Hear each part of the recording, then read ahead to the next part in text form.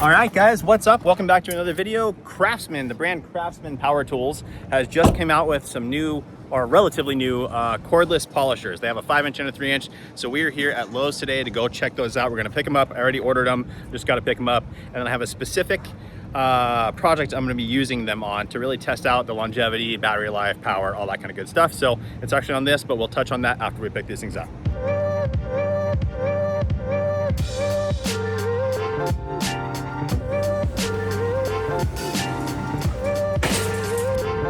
All right, guys, so polishers have been acquired.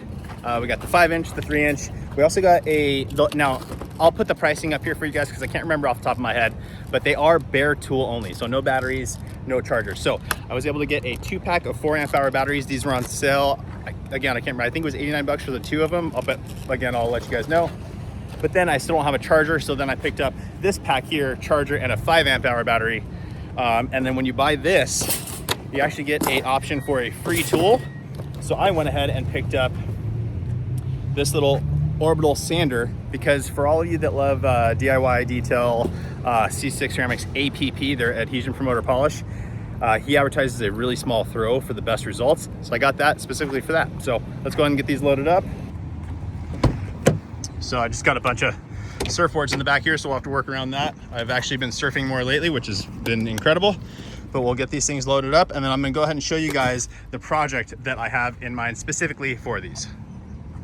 All right, guys, so here is my Sprinter van. From here, it looks great, right? But there is quite a bit of oxidation. This thing sits outside, right? It's huge.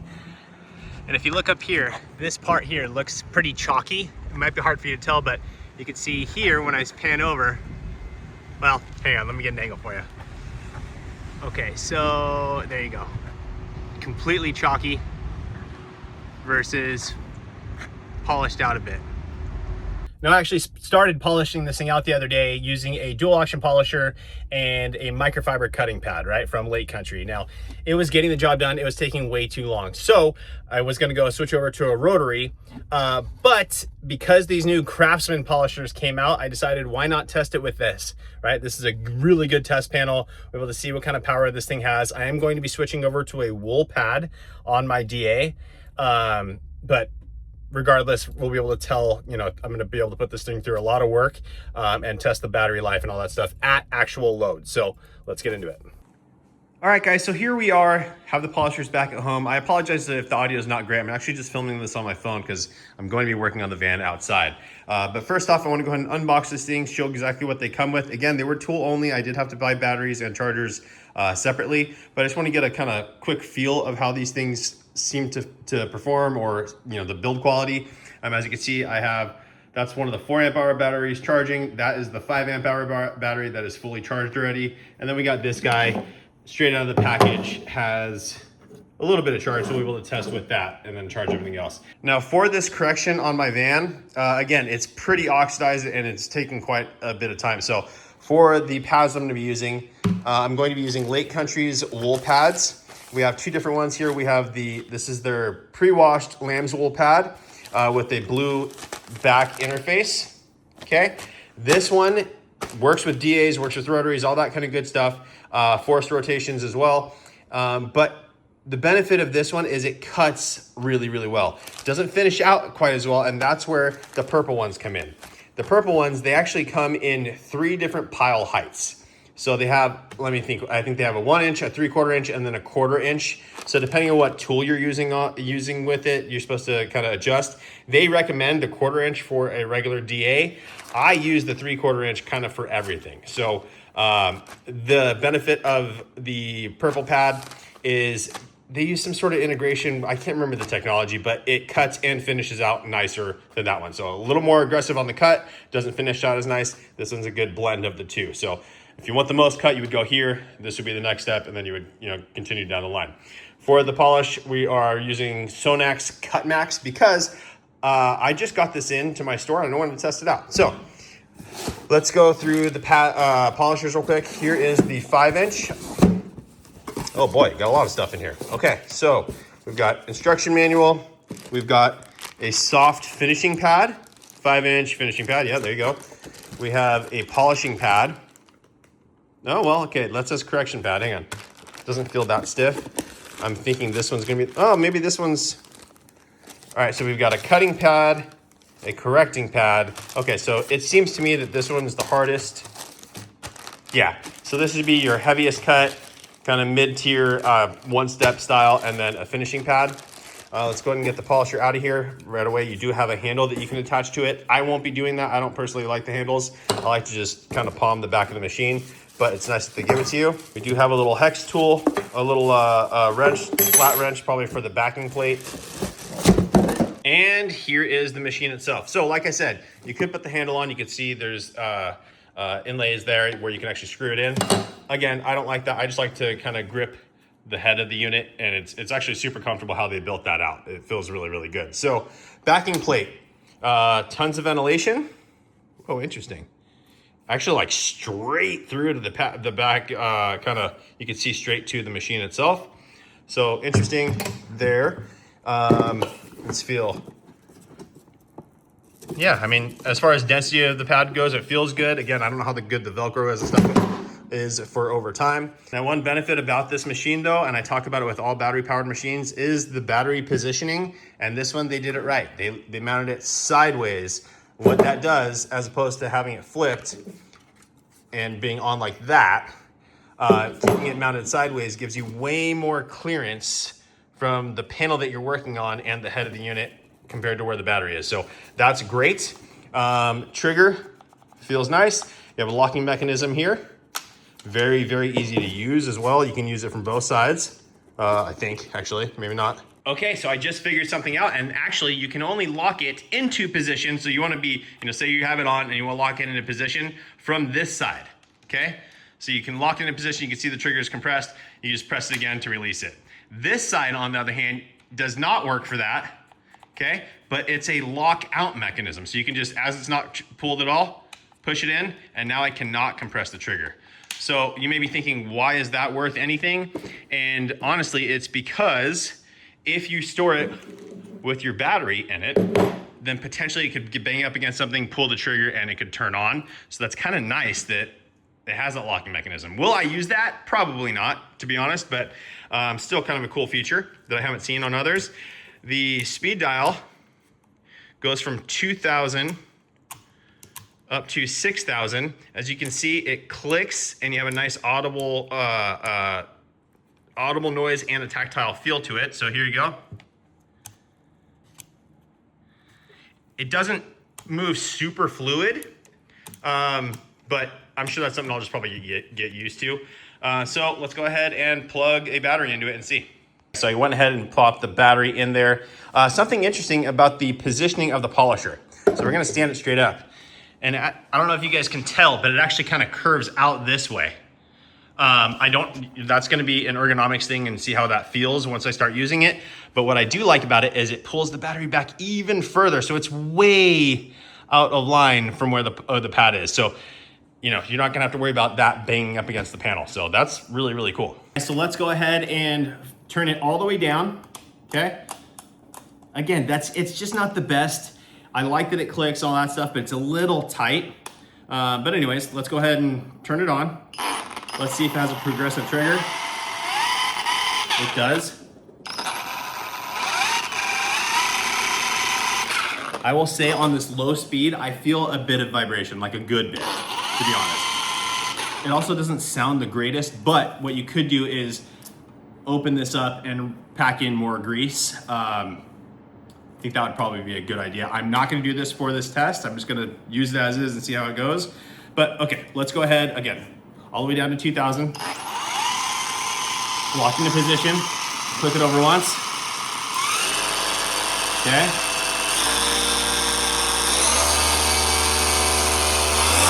Oh my God.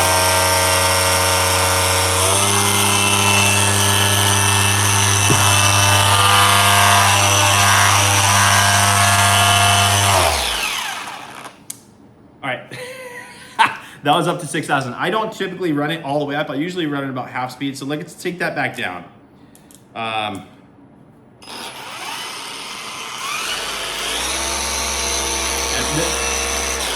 I think you guys can hear that. It sounds like something's loose within the tool, and there is a ton of vibration, to be perfectly honest with you guys.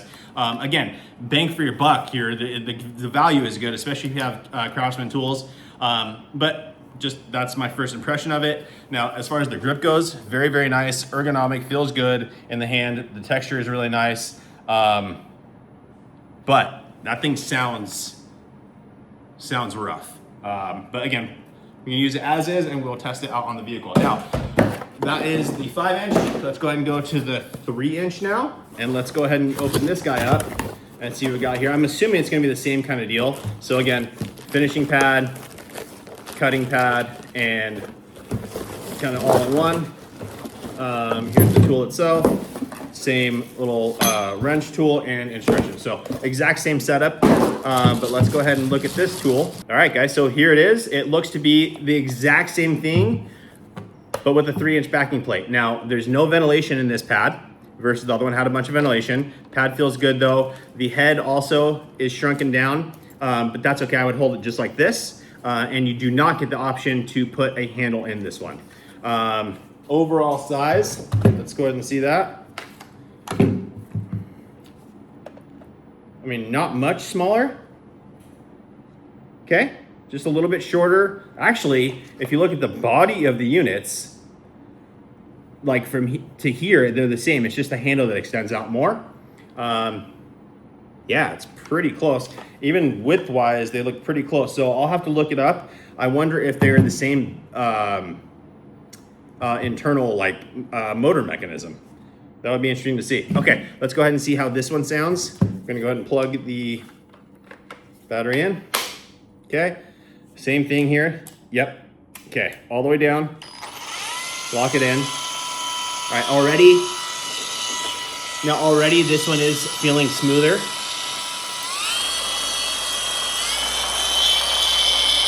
At about 3,500, I'm starting to get vibration.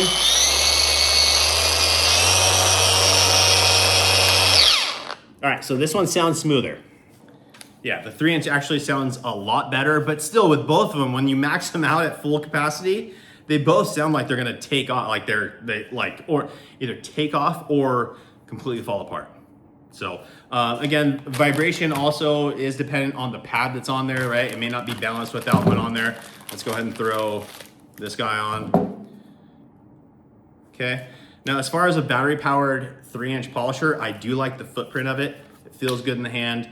Some of the other ones are much shorter, and then you're kind of like this, really close to each. Your hands are really close. This one just feels nicely balanced to me. Okay.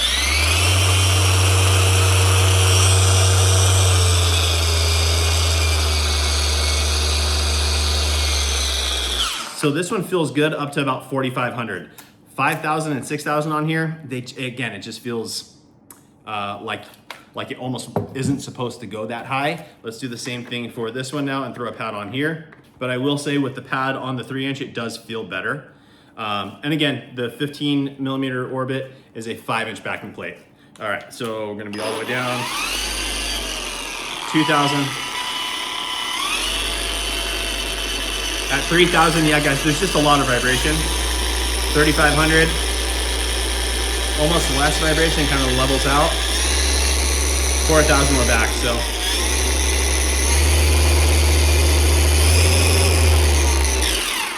Again, about 4,500 is where it sounds like it should max out, but then it does go higher than that. So I'd probably run it in the 4,500 range most of the time for me as my peak. All right guys, so I'm gonna go ahead and run the purple pad on here first, because again, this is the less aggressive of the two and should finish out better. And my philosophy is always use the least aggressive method first. And again, since we're just running those two, this is the least aggressive of those two. Let me go ahead and flip you around and show you the van again. And to be honest, it got a little darker than I was expecting while I was inside the garage filming that. So I'll probably revisit this tomorrow actually. But yeah, for some reason my light's not even turning on. But anyways, all this is oxidized and chalky. That section I did hit with the microfiber pad. And as you can see, that looks way better. Look at the reflection versus that where it just kind of gets completely muted out. You can see that line right here of where it has been done. But But tomorrow we will revisit. We'll start off with this and see how it goes. My light actually came on, so I just did a small little test spot, and this is the right combo. We're cutting through this way, way faster. Again, the vibration is not as bad as I was thinking it was. However, and even bumping it above that 4,500, again, we'll talk about this more, but it gets really loud also. But at 4,500, it feels decent. So it's the next day. I'm in my shop, so now we have some proper lighting so you guys can actually see, and I want to show you the difference. So just look at the reflection of the light in the panel, okay? Now again, this is a commercial van. The paint's not, it's never meant to be perfect on these things. They kind of do them pretty quick. But if you look at the reflection on this panel versus there, right? You can see all that oxidation build up. Does not just wipe out, it's completely oxidized in there. It's also down here in this panel, you can see, right? So the clarity came out really nice just with the pass from the wool pad. I think that's gonna be my fastest way to approach this. So I'm gonna go ahead and hit this thing. Again, I'm gonna be utilizing those Craftsman polishers, mostly the 5-inch, right? I'll use the 3-inch in a couple little spots, but mostly the 5-inch, and we'll get an idea of comfortability, how after I use it for quite some time, I'll also get an idea of actual runtime with the batteries, and I'll let you guys know how that turns out. So here we go. All right, guys, so as I'm polishing here, I just wanted to share with you some of my thoughts and opinions as I was, what I was thinking about while I was using the machine. Again, vibration, it's not the smoothest machine in the world, okay? Fair enough, and at the price, I think that's totally fine because it's a really, really good price. But I will state power seems very, very good. Vibration, again, as you're actually using it, it's not as bad as when I first just turned it on without a pattern like that. It's better balanced than it seemed in the beginning. And again, the power delivery is fantastic. So I'm actually pretty impressed with it. It's doing a fantastic job on a large vehicle. Again, just make sure to combo it up with the correct pad and compound or polish choice. But overall, I think for the price that this thing is quite impressive.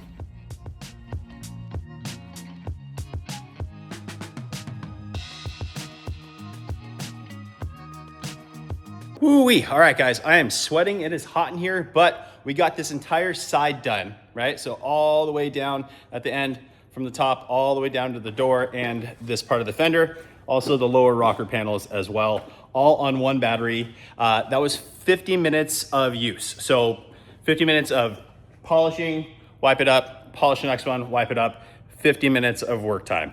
What that actually equates to, in the past, I've done videos where I plug in the battery, pull the trigger and let it go.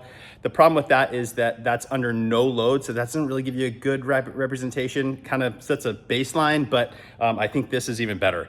Now, the battery that I'm using on this was the 5 amp hour battery, and I got 50 minutes. I didn't take up too much time wiping up, so I guess if we were just to run it straight with the load, it was probably about 35 minutes of runtime is where I would assume. But let's take a look at the van. It's looking much, much better. So as you can tell, the gloss is back. So there's that spot up there, right? Now we come across, still nice and glossy. Now I'm still going to be doing a secondary pass with this. I'll come through probably with a 1-step type product to get some sort of protection on here because, well, actually I want to ceramic coat it because I did my test on the hood in the past. I'm going to wipe that out and then I'll ceramic coat it. But I'm also going to be doing a partial wrap back here, which I'm excited about. So I don't know what I'm gonna do yet, but I definitely gonna do a second step regardless. One spot that I did not hit yet is right in this track, and you can still see the oxidation and just dirt build up in the paint there, right? You can see, look at that reflection versus up there. Completely oxidized. So now I'm gonna go ahead and switch over to the 3-inch polisher, okay? This is with the 4 amp hour battery that I have on here. Again, I got 2 4 amp hours and 1 5 amp hour. But I'm gonna go ahead and hit this A-pillar here. As you can see, the oxidation in it, really rough, just not looking its best. So we're gonna get that cleaned up. I'm just going to be utilizing the maroon pad that came with the unit to try and cut through that. Again, along with the, where is it? Here you go. With the Stoneaxe Cut Max. So let's go ahead and do it.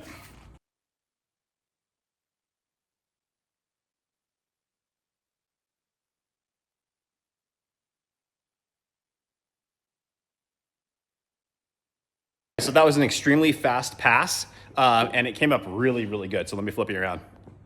All right, here we are. See, all the oxidation is gone. We have the gloss back. It's looking fantastic. Yeah, that machine feels great. So let's go ahead and touch on these two machines real quick and give you my final opinion on them. This one and the other one, they both right about here, right on the red portion of the polisher, it gets hot as you use it. So you want to make sure to utilize the head of the unit. Otherwise, it's not unbearable, but you feel that heat in your hand for sure. Vibration, definitely not the smoothest polisher in the world. It's not terrible. At the price point, I think it's, you know, especially if you're just getting into detailing or getting into polishing, it's an extremely viable option. Tons of power to it. Again, I pretty much ran between 4,000 and 4,500 most of the time. And then you still have the 5,000, 6,000. And again, they sound like it's overworking the machine, but I did hit it up to that a couple of times and it felt fine. Something you have to hold on to a little bit more. But overall, again, for the price, I think I paid like, it was right around 500 bucks for a 5-inch polisher with a 15 millimeter throw, a 3-inch polisher with a, I don't know if I talked about that. Is it a 12 millimeter? I don't know. I'll have to look. I don't remember off the top of my head. But again, both polishers, 3 batteries and a charger for like 500 bucks.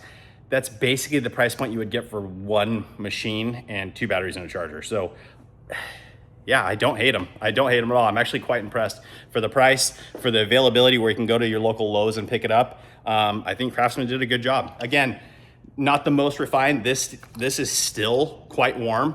But outside of that, I think they did a great job. So I think it's awesome. Another great option for you guys to get into polishing. If you don't have a polisher and you have the Craftsman battery systems, then it's an easy choice. I have also used the Cobalt and the Ryobi in the past. They're dual action polishers, and I do like this one more than those two. Again, the power just seems real good. Actually, right here, when I was using the machine, I was spreading the product around.